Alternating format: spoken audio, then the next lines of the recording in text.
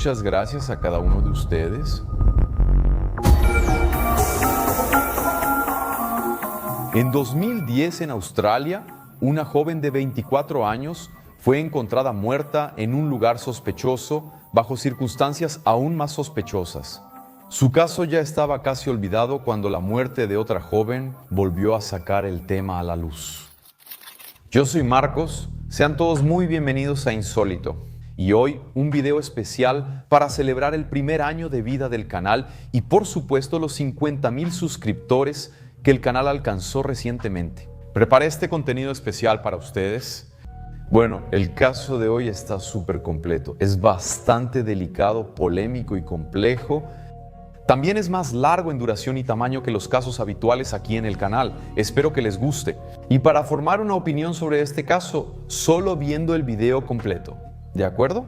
Así que ponte cómodo, siéntate bien y vamos a los hechos.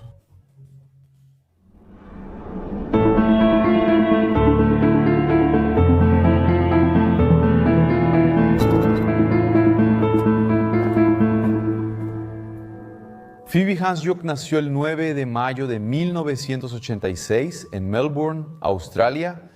Ella era la hija mayor de Len, un psicoterapeuta, y Nellery, secretaria, y tenía dos hermanos menores, Tom y Nikolai. Cuando era pequeña, Phoebe era ese tipo de niña que no se detenía. Tenía una energía que parecía no acabarse y siempre estaba alegre. Muy sociable, ella tenía varios amigos y se llevaba bien con todos. Cuando estaba sola, Phoebe no se aburría. Con una mente extremadamente creativa, ella también se divertía incluso estando sola. Phoebe practicaba muchos deportes, pero realmente se destacaba en el baloncesto, jugando en el equipo local y compitiendo en varios estados alrededor de Australia.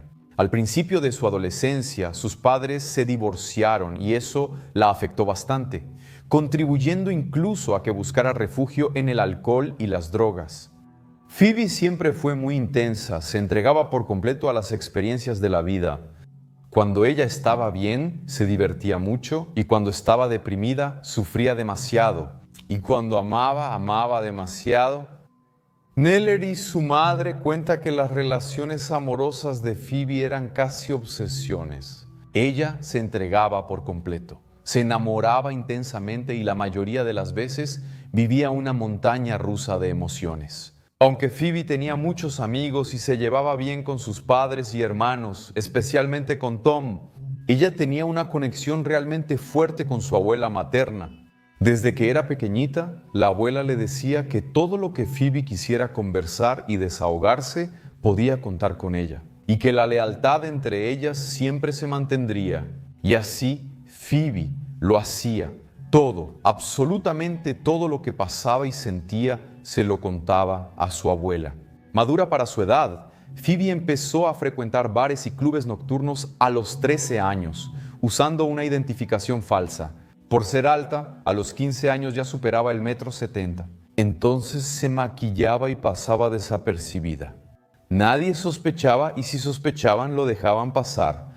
Una de sus amigas dijo que además de que siempre entraban gratis a las fiestas, Phoebe generalmente conseguía bebidas y drogas gratis también dentro del lugar. Con todo ese comportamiento emancipado, por no decir atrevido o incluso arriesgado para alguien de tan poca edad, Phoebe empezó a tener novio muy temprano. Y su preferencia eran los hombres mayores. Su primera relación seria fue a los 16 años, con un profesor de su escuela que tenía 30 años en ese entonces. El hombre incluso llegó a renunciar para que pudieran estar juntos. Aunque sabía que esa era una relación ilegal en términos de edad, la madre de Phoebe confiaba en el noviazgo de su hija y terminó permitiendo que los dos vivieran juntos. La relación duró cerca de 3 años. En esa misma época, ella fue diagnosticada con depresión y empezó un tratamiento con medicamentos y terapia. Aún siendo muy joven, Phoebe ya libraba duras batallas internas contra la depresión y el consumo de drogas. Incluso por eso terminó no completando la educación superior y empezó a trabajar como promotora en clubes nocturnos. Una situación que no contribuía en nada a la condición mental en la que ella se encontraba. En mayo de 2009, a los 23 años, ella conoció a Antonio Hample de 42 años y empezaron a salir. Antonio era un organizador de eventos muy influyente en Australia, hijo de un juez recién jubilado del Tribunal Supremo de Victoria, en Australia, y su madrastra, la actual jueza de la corte. La relación de ellos comenzó como la mayoría de las relaciones, llena de amor, compañerismo y admiración mutua. En las redes sociales y también en revistas, la pareja siempre aparecía posando en destinos románticos. En 3 meses, Phoebe se fue a vivir con Anthony en su departamento en un condominio de lujo en Melbourne llamado Balance Apartments. Pero la etapa de luna de miel no duró mucho. Las peleas entre los dos comenzaron pronto y la sonrisa en el rostro de Phoebe fue reemplazada por lágrimas con mucha frecuencia. Esto hizo que ella aumentara gradualmente las sesiones de terapia y la dependencia de medicamentos.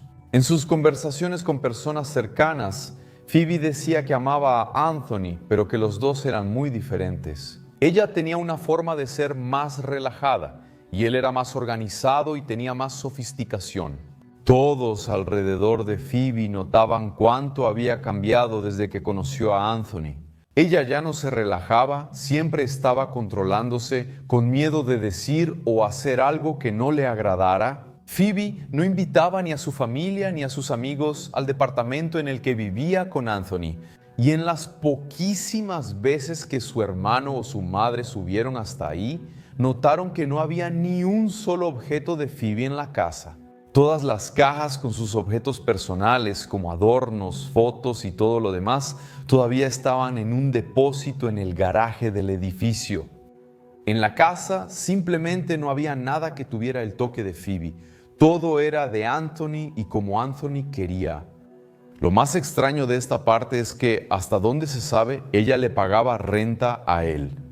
Porque hay relatos de empleados que dicen que Anthony se refería a Phoebe como su inquilina. Y como si no fuera suficiente, el chico incluso interfería en el aspecto de la chica. Al principio del noviazgo, Phoebe se volvió muy cercana a Chrissy, la hermana de Anthony. Por alguna razón, Chrissy empezó a ayudar a Phoebe a vestirse y arreglarse. En pocos meses, Phoebe se cortó el cabello muy corto y lo tiñó de negro, exactamente igual al de Chrissy. Las anotaciones en su diario comprueban la desilusión. No sé qué vio él en mí, no sé qué vio un hombre así en mí. No puedo hablar, no puedo tener opinión, todo lo que digo está mal, estoy dejando de hablar, tampoco puedo escuchar, porque todo lo que escucho no es para mí. Ahora todo es silencio. No sé entonces qué vio él en mí, no sé qué sigue viendo, ya que ni siquiera soy yo mismo ya. Es hora de terminar lo que ya está terminado. Ahora solo queda ilusión. En 1 año y medio de relación, la pareja ya había terminado y regresado 4 veces, y la 5ª vez estaba a punto de suceder. A finales de noviembre, Phoebe viajó a casa de su abuela, y ahí, en un momento de lucidez, abrió su corazón sobre todo lo que estaba pasando. Los problemas en la relación y el consumo de drogas. Ella tenía muchos planes y sueños, y a pesar del amor que aún quedaba, sabía que con Anthony jamás lograría ninguno de sus anhelos. La abuela le aconsejó hacer lo que su corazón quería, que era terminar la relación de manera madura y en persona. También orientó a su nieta, diciéndole que muchos de los problemas que tenía en la vida eran por no terminar las cosas por completo y dejar varios asuntos pendientes y mal resueltos con varias personas. Y que esta vez era hora de madurar y terminar el noviazgo en persona.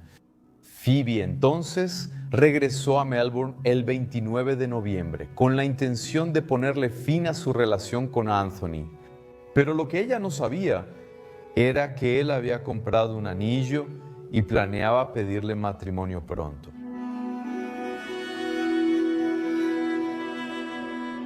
El 1 de diciembre de 2010, un miércoles a las 10:30 de la mañana, el papá, la mamá, los hermanos, los abuelos y algunos amigos de Phoebe recibieron un mensaje extraño en el celular que decía: «Hola familia, Estoy en la cama a punto de dormir y cuando despierte me habré transformado en el ser humano más increíble que hayan visto. Pero no, en realidad iré al hospital donde estaré segura y protegida. Escuché que el menú de esta noche será sopa de tomate deliciosa y nutritiva. Ahora tengo que irme. Los amo a todos, pero no lo suficiente como para enviar un mensaje diferente a cada uno. Lo siento, pero afortunadamente tengo que dormir. Después de todo, la vida es un sueño. Besos y abrazos. El mensaje era realmente extraño, especialmente viniendo de alguien que sabían que sufría de depresión y ansiedad.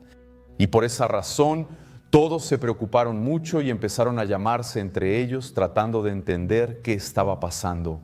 La mamá de Phoebe estaba viajando en el momento en que recibió el mensaje. Ella estaba dentro de un avión, así que solo pudo ver el mensaje después. Sin embargo, todos los demás miembros de la familia ya estaban llamando insistentemente al celular de Phoebe, pero ella no contestaba. Su abuela fue la primera en tomar la iniciativa de llamar a Anthony. Cuando ella preguntó qué estaba pasando, si había algo malo con su nieta, Anthony dijo que no había notado nada fuera de lo normal con Phoebe. Él dijo que salió temprano a trabajar y vio a Phoebe durmiendo junto a su perro Yoshi, recuperándose de un bajón anímico después de haber bebido la noche anterior. Toda la familia sabía que Phoebe tenía sus altibajos y, por lo que Anthony estaba describiendo, la noche anterior había sido uno de sus momentos bajos. Pero para que la abuela no se preocupara, Anthony dijo que volvería a casa para echar un vistazo y ver si todo estaba bien con ella. No se sabe si realmente fue o no. Lo que se sabe es que al día siguiente, un jueves, 2 de diciembre, Anthony y Phoebe tenían una cena programada con el papá de ella en un restaurante tailandés que era su favorito. El papá incluso tranquilizó a la familia diciendo que pronto estaría con ellos y que echaría un vistazo atento para ver cuál era la situación real. Lynn era psiquiatra y sabía reconocer cuando su hija recaía en las drogas o estaba en una crisis de depresión. Entonces, tan pronto como salió del trabajo, Lynn llamó a su hija para decirle que ya iba camino al restaurante, pero ella no contestó la llamada, que se fue al buzón de voz. Lynn pensó que quizá estaba bañándose y no dejó mensaje, planeando volver a llamar en unos minutos. Ni un minuto después de la llamada, el celular de Lynn suena, pero no era Phoebe, sino Anthony. Cuando Lynn contestó y Anthony dijo que era él, Lynn inmediatamente dijo: «Hola, acabo de llamar a Phoebe solo para avisar que ya voy en camino, nos vemos allá». Pero Anthony responde: «Entonces, pero acabo de llegar a casa y ella no está aquí». Lynn se quedó confundido. ¿Y ahora dónde estará ella? Anthony entonces dice que, con certeza, ella debía estar cerca porque sabía de la cena. Y otra cosa, su bolso con las llaves del coche estaba en el departamento. A pesar de que Anthony parecía estar bastante despreocupado, Lynn no se sintió bien con eso. Él sintió que algo estaba raro. Ante los mensajes del día anterior y todo el historial de su hija, él se asustó y empezó a llamar a toda la familia, preguntando si alguien había hablado con ella durante el día o tenido cualquier tipo de contacto con ella.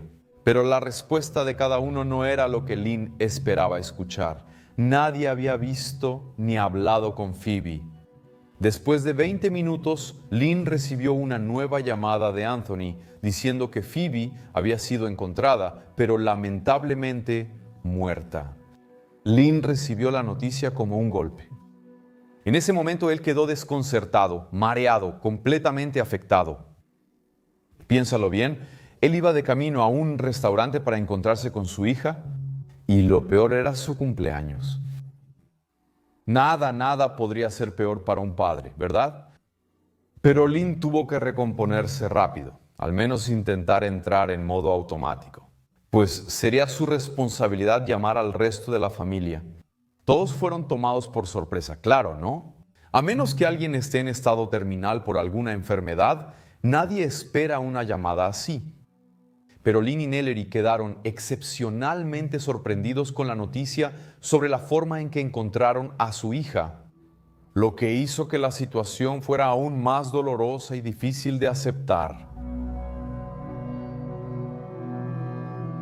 Phoebe fue encontrada por la encargada del edificio caída dentro del depósito de basura del condominio.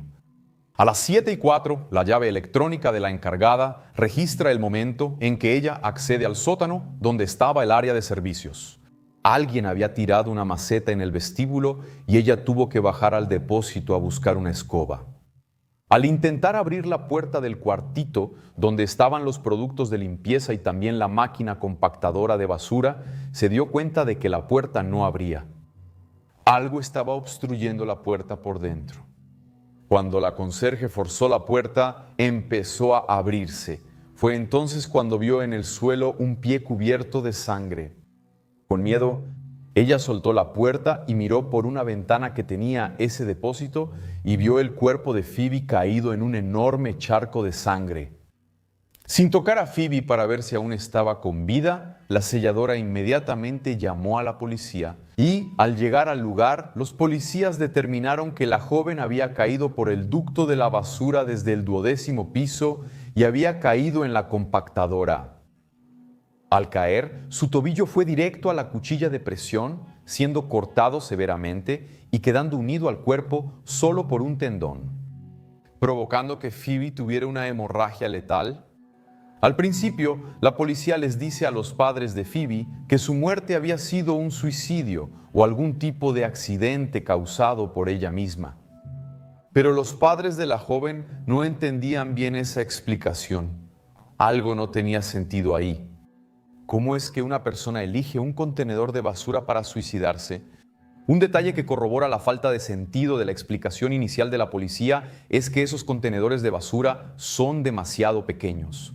El formato y el tipo de apertura están diseñados precisamente para dificultar al máximo un accidente.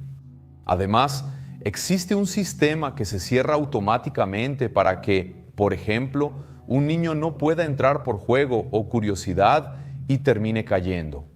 Sin contar que el túnel entre el basurero de cada piso y la compactadora es extremadamente estrecho. O sea, ¿quién elegiría una muerte tan dolorosa así? Eso no tenía el menor sentido para la familia de Phoebe. Cuando la autopsia estuvo lista, el resultado solo trajo aún más dudas. El informe, de 83 páginas, decía que Phoebe tenía 0.16% de alcohol en la sangre. Eso es el triple del límite permitido en Australia, en caso de que ella estuviera conduciendo, por ejemplo. Y rastros de Stilnox, que es un medicamento que tiene en su fórmula una sustancia llamada Zolpidem. El Zolpidem es un medicamento recetado para el tratamiento del insomnio. Es decir, para aquellas personas que tienen dificultad para quedarse dormidas o permanecer dormidas, ya que actúa sobre los centros del sueño que se encuentran en el cerebro. El medicamento comienza a hacer efecto dentro de los 30 minutos después de tomar la pastilla y reduce la cantidad de despertares nocturnos, aumentando la duración total del sueño y mejorando su calidad. Amigos, recuerden que les dije que hay muchos detalles, así que pongan atención. Este medicamento debe administrarse con precaución en pacientes que presentan síntomas de depresión o que tengan tendencias suicidas. Un gran peligro también es la interacción con el alcohol. Tanto el alcohol como el Zolpidem son sustancias que ralentizan el sistema del cuerpo. El Zolpidem hace de inmediato lo que el alcohol hace en un periodo prolongado. Juntos hacen que el sistema respiratorio se vuelva más lento y pueden sedar al usuario por mucho tiempo. Ya psiquiátricamente la combinación puede ser aún más peligrosa. Existen reportes de personas que tomaron Zolpidem, se durmieron y de repente se levantaron y salieron a manejar dormidos. Las alucinaciones también son efectos psicológicos de la mezcla. Algunos usuarios se vuelven violentos, actúan de maneras extrañas y realizan tareas sin saber lo que están haciendo. Y tampoco retienen memoria de los incidentes. El resultado muchas veces son comportamientos vergonzosos e incluso accidentes. Y fue precisamente esa combinación, sumada a los relatos de la psicóloga de FIB y la información sobre los medicamentos que ella tomaba para tratar la depresión, que determinaron que su muerte podría haber sido tanto un homicidio como un suicidio o incluso un accidente. En Victoria, Australia, quien determina la causa y la manera de la muerte es un profesional llamado forense. Ese tipo equivale a nuestro médico forense. Como en Estados Unidos, el Reino Unido y otros países, el forense no requiere título de médico. En el caso de Australia, solo necesita tener una licenciatura en cualquier área y pasar por una capacitación específica. Dependiendo de lo que decida el forense, puede enviar el cuerpo a un médico forense, un examinador forense o un patólogo forense, o, como la mayoría de las veces, a ninguno. Y él mismo, ya que es considerado la máxima autoridad ante la corona, decide y firma la causa y la manera de la muerte. Y en la estructura política australiana, los forenses son designados para el cargo por el juez o la jueza de la corte estatal, cargo ocupado por la madrastra de Antonio.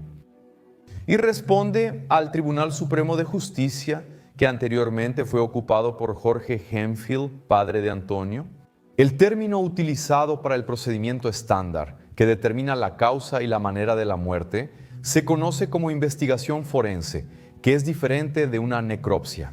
En el procedimiento australiano, el forense examina el cuerpo de la víctima, realizando casi todos los pasos de una necropsia. Habla con testigos y personas involucradas, así como con los responsables médicos y psiquiátricos de esta víctima. Y por último, analiza las circunstancias reportadas en las primeras horas de la investigación policial. Ahora, en el caso de Phoebe, ¿qué investigación policial? No hubo investigación policial. Pues sí, así es, no hubo. Y antes de explicar lo que hizo la policía en el lugar, voy a terminar de señalar algunos datos del informe de la necropsia. Pero lo adelanto, ¿verdad? No sirve comentar o criticar a quien habla mal de la policía, solo relato los hechos, ¿de acuerdo? Antes de dejar que la emoción hable más fuerte, piensa, haz un análisis para ver si realmente vale la pena. De acuerdo con las heridas de Phoebe, el forense determinó que ella había caído de pie y no de cabeza. Ella tenía graves raspaduras en la parte externa de los hombros, en los codos y en las manos, predominantemente en el lado externo y no en las palmas, lo que indicaba que ella había caído con los brazos hacia abajo junto al cuerpo. Una prueba realizada con un peso igual al de Phoebe mostró que la caída habría durado de 3 a 4 segundos. En la caída, ella se fracturó el fémur y algunos otros huesos de la parte inferior del cuerpo, pero no tuvo ningún daño en los órganos internos. El sargento Butterworth relató que, al entrar al depósito de basura, Phoebe estaba tendida en un charco de sangre detrás de la puerta, lo que indica que estaba intentando salir. Al haberse desplomado por el conducto, que según el informe habría durado de 3 a 4 segundos, Phoebe cayó directamente en la compactadora que estaba apagada. Su tobillo golpeó directamente la hoja de acero cortándole el pie. Pero Phoebe, aún así, habría logrado salir de la caja de basura e intentó arrastrarse hasta la puerta. Cuando la encontraron, sus jeans estaban bajados hasta debajo de las rodillas y no había ninguna señal de abuso sexual. En cuanto llegó al lugar, el sargento encontró a Antonio en el vestíbulo y lo acompañó hasta su departamento para recoger algunos documentos de Phoebe. El sargento notó vidrios rotos en el suelo y una de las fotos que tomó muestra una bolsa de comida para llevar sobre la barra. Y queridos, recuerden esto, le hizo algunas preguntas a Antonio y se fue. No había necesidad de abrir una investigación porque el sargento lo vio como un suicidio. Entonces, no se tomaron huellas digitales de la puerta del departamento, ni se incautaron los dispositivos electrónicos que podrían ser útiles en la investigación, como celulares y computadoras, por ejemplo. Tampoco se recopilaron las imágenes de las cámaras del condominio durante las últimas 24 horas. Solo una pequeña grabación del circuito de seguridad que mostraba a los residentes del edificio, incluyendo a Phoebe, saliendo del condominio debido a una alarma de incendio activada por error. Fuera de eso, nada, ni testimonios, absolutamente nada. Lo más absurdo es que no se recogió absolutamente ningún rastro de basura del bote de basura. Lo único que hizo el policía fue revisar las huellas dactilares del cajón de basura del piso 12 y de las paredes. El resultado, ninguna huella digital. Pero entonces, ¿Cómo habría abierto Phoebe la puerta, que estaba a 1 metro del suelo, y se habría metido ahí sin tocarla? ¿Cómo es que la manija de un basurero de un condominio no tiene ninguna huella digital? Eso, como mínimo, indica que fue completamente limpiada antes de la prueba, ¿no crees? No había cámaras en los pasillos de los departamentos y era imposible probar que alguien había arrojado a Phoebe por el basurero. Imposible probar que ella se arrojó sola. Para el condominio y para la policía, la información que se recopiló durante 1 hora parecía ser suficiente. Después de todo, lo ocurrido ya era una pésima noticia para los residentes y para la reputación del lugar. Pero un suicidio causaría menos estrés que la posibilidad de que un asesino en masa tuviera acceso al edificio o incluso fuera un residente de él. Ahora, para los padres de Phoebe y principalmente para el abuelo, esa no era una opción. El abuelo de Phoebe fue exdetective de la policía y él simplemente no podía descansar viendo la forma en que todo se estaba manejando. En cuanto le avisaron de la muerte de su nieta y de la manera en que todo sucedió, fue al edificio. Ver por sí mismo de qué tipo de basurero estaban hablando, tomó varias fotos, hizo un video de las áreas y tomó medidas de todo. Todo, la puerta, el basurero, el espacio, las paredes, todo, y concluyó que el mayor espacio posible que la puerta del cajón del basurero podía abrir medía 37 por 22 centímetros. Eso si alguien se quedaba sosteniendo la puerta abierta desde afuera, porque el resorte de la tapa era extremadamente fuerte. El abuelo de Phoebe estaba completamente convencido de que habría sido absolutamente imposible para su nieta haber logrado hacer eso sola. Entonces, con el objetivo de probar ante la justicia que su nieta no se había arrojado, mandó construir una réplica del pasillo y del contenedor de basura, hechos exactamente con los mismos materiales que los originales del edificio, paredes de tablaroca con concreto, un contenedor de basura de la misma marca, mismo tamaño y mismo modelo, instalado a la misma altura. Una amiga de Phoebe ayudó en las pruebas porque tenía casi las mismas medidas, altura y peso que ella. Y en las pruebas, que fueron filmadas y televisadas por el programa 60 Minutos de Australia, la amiga intenta pasar sola por el basurero. El abuelo de Phoebe le pide que intente de todas las formas posibles y aún así solo logra pasar cuando él la ayuda, sosteniendo la puertita abierta. Ahora piensa si ya fue tan difícil para esa niña que estaba normal, sobria, lograr entrar ahí. Prácticamente imposible, ya que solo lo logró cuando el abuelo de Phoebe sostuvo la puertita para que ella pudiera pasar. Ahora imagina para Phoebe, que tenía alcohol en la sangre y esas drogas que causan todo eso que ya mencioné. Es importante recordar que según el análisis del forense, las escoriaciones indicaban que ella habría caído con los brazos hacia abajo. Pero la única manera posible sería con los brazos hacia arriba. Además, ella cayó con los pies primero, no con la cabeza.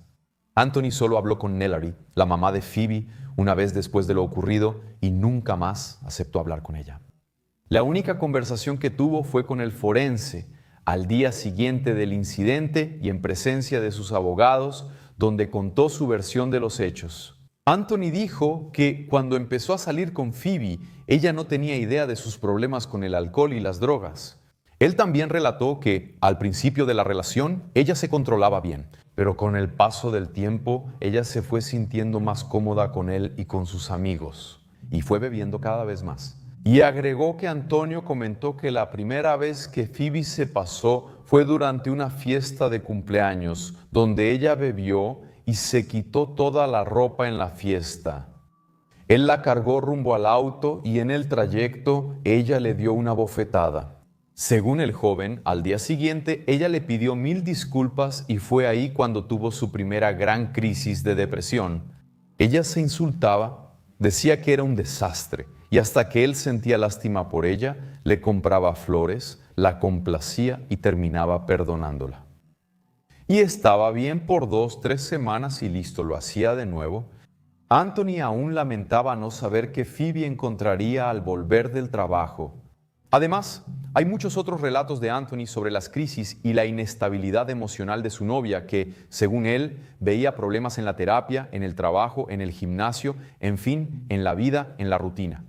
En resumen, queridos míos, como vimos, según el chico, toda esa inconstancia terminó por debilitar su relación, al punto de que ella decía que Antonio no la dejaba ser ella misma, cuando en realidad él solo intentaba ayudarla. Todo esto, según Antonio, ¿de acuerdo? El 29 de noviembre, cuando Phoebe regresó de la casa de su abuela, tenían una cena en la casa de una pareja de amigos de Antonio. Ella estaba rara desde el momento en que él pasó por su casa para recogerla. Al llegar a la fiesta empezó a beber y le dijo a la esposa del amigo Jessica que esa noche terminaría con Antonio, porque ellos no se parecían en nada. A la hora de sentarse a la mesa, ella llenó su copa de coñac, que según él no se toma con la comida, y quiso brindar por el fin de la relación. Él pensó que eso era de muy mal gusto, y entonces se subió al auto y dejó a Phoebe sola en la casa de los amigos. Entonces ella llamó un taxi y fue al departamento de ellos, donde llegó borracha y se fue directo a dormir. El día 30 ella durmió todo el día y Antonio dijo que no se hablaron. El 1 de diciembre, al salir a trabajar y al ver el iPhone que le había regalado a ella roto sobre la mesa, se lo llevó para mandar arreglar la pantalla. Él incluso le escribió una nota que decía: «Llegué a mi límite, te ayudé de la manera que pude y después de todo, todavía fui humillado. Estoy llevando el regalo que te di para arreglarlo. Al final de cuentas, soy el arregla todo, ¿no? ¿Y estás cansada de verme queriendo arreglarte?». Ese día tampoco se volvieron a hablar. Y al día siguiente, cuando Antonio salió a trabajar, Phoebe estaba dormida. En entrevistas, conocidos de Phoebe confirmaron su dependencia de las drogas y sus constantes problemas en las relaciones. Su familia tampoco nunca negó esos hechos. Phoebe realmente enfrentaba muchas dificultades, especialmente en los días previos a su muerte. Pero aún así, había cosas que no encajaban, como por ejemplo cuando la policía subió al departamento de Anthony la noche de lo sucedido. Pidieron ver la computadora y notaron sangre en el mouse. Aún así, no enviaron la computadora para análisis forense ni recolectaron muestras de sangre que hasta hoy no se sabe si eran de Phoebe o no. La manija de la puerta también tenía sangre, pero tampoco fue analizada. En el bolsillo de sus jeans había un papelito con un número de teléfono que nunca fue mencionado en los informes. Ese papelito solo fue encontrado por la familia de Phoebe cuando la ropa les fue devuelta. Llamaron, pero el número era de un teléfono inexistente. Había una cena programada con el papá de Phoebe ese día para celebrar su cumpleaños. Entonces, ¿por qué Antonio pidió comida en el departamento? ¿Se acuerdan de eso?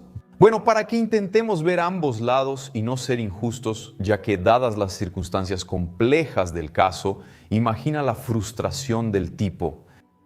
La mujer solo cometía errores, no mejoraba, no cumplía con su palabra, ni siquiera a la hora de celebrar el cumpleaños de su papá. Puede ser que eso, en su posición, haya pasado por la cabeza del hombre cuando pidió la comida. Porque ella no estaba, ¿recuerdas? Ahora, el hecho de que no haya ni siquiera una huella digital en el bote de basura ni en las paredes alrededor, eso es lo más intrigante. Por esa razón, la familia de la joven presentó una solicitud de revisión del caso, alegando que hubo negligencia por parte de la policía que no siguió los protocolos de investigación.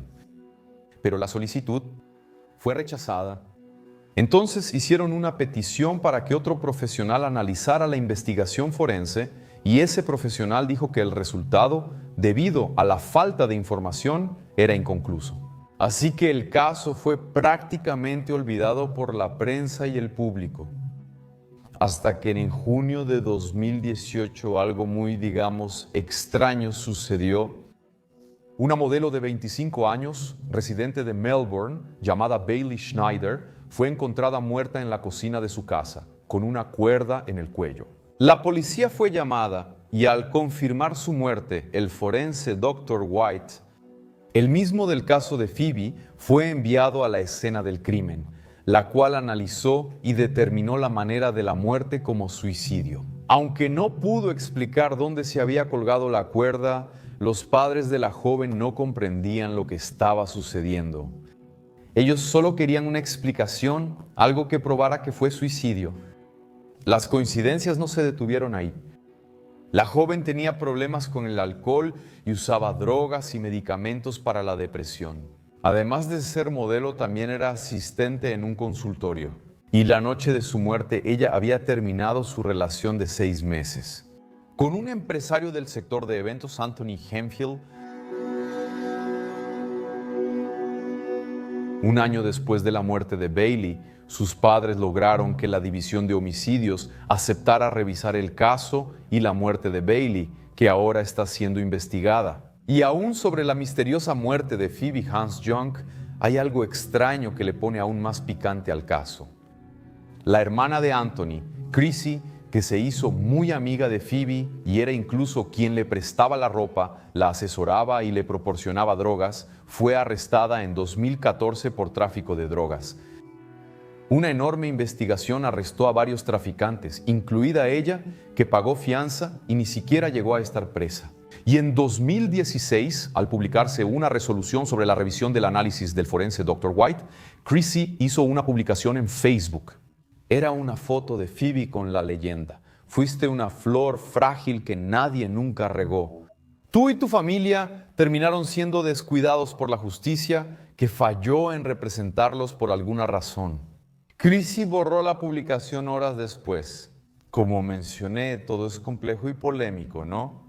¿Y tú qué piensas? ¿Crees que Phoebe hizo eso sola o contó con la ayuda de alguien más? ¿Y Bailey? En la cocina de sus padres, donde la encontraron, no había ningún lugar donde pudiera amarrar la cuerda. La policía, también en ese momento, no recolectó su celular ni la propia cuerda para el análisis forense. Todo muy extraño, ¿no crees? Richard Baker y Michael Batchelor, dos periodistas de investigación, se interesaron mucho por este caso y en 2016 grabaron un podcast solo para discutir la muerte de Phoebe Hans-Young. El programa se llama La caída de Phoebe. La familia de Phoebe también hizo un sitio web para el caso.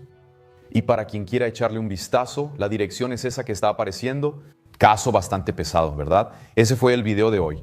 No olvides dejar tu like, comentar y compartir este video con tus amigos.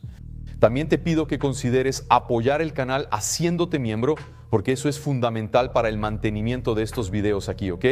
Como sabemos, la plataforma no suele ser muy amigable con quienes producen contenido de True Crime. Muchas gracias una vez más por la presencia de cada uno de ustedes aquí conmigo en esta trayectoria de 50,000 suscriptores rumbo a los 100,000. Aquí me despido. Gracias por ver y hasta el próximo video.